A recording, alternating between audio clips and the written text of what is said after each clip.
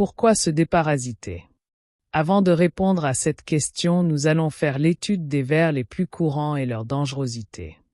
L'oxyure, scientifiquement appelé Enterobius vermicularis, provoque des prurites périanales, c'est-à-dire des démangeaisons autour de l'anus, des douleurs abdominales, de la diarrhée, des troubles du comportement à type d'irritabilité chez l'enfant, des vulvites, une appendicite par obstruction de la lumière appendiculaire.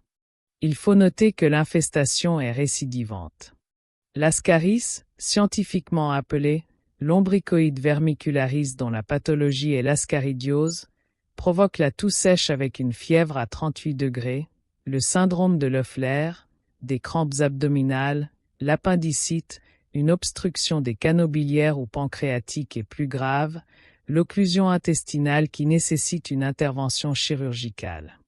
L'ankylostome, scientifiquement appelé Necator americanus ou ankylostoma duodénal dont la pathologie est l'ankylostomiase, provoque la toux sèche, des douleurs épigastriques, de la diarrhée, l'anémie fériprive qui conduit à un retard de croissance chez les enfants, et aussi à un avortement chez la femme enceinte.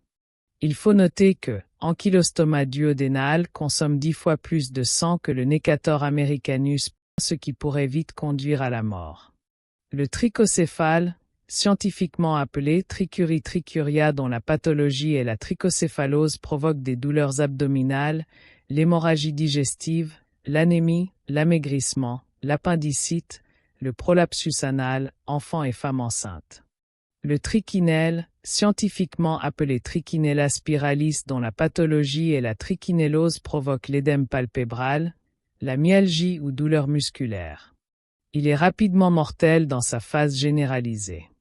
Le ténia, scientifiquement appelé Ténia solium ou Ténia armé, et le Ténia saginata, scientifiquement appelé Ténia inerme dont la pathologie est la téniase ou le téniasis, provoque la myalgie, l'asthénie, des douleurs abdominales, l'état fébrile, la cysticercose, c'est-à-dire une méningoencéphalite appelée aussi épilepsie, des nausées, des troubles de l'appétit, des céphalées, et des éruptions cutanées.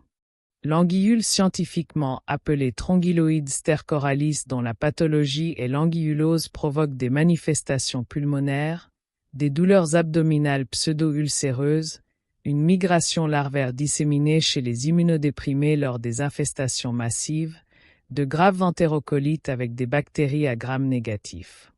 Il faut noter que l'anguillulose maligne est mortelle. Après cette étude des vers les plus courants, nous pouvons affirmer avec certitude que les vertus. Se déparasiter n'est pas un acte banal mais une nécessité vitale pour tous. Merci de vous abonner et de liker pour ne pas rater les prochaines vidéos.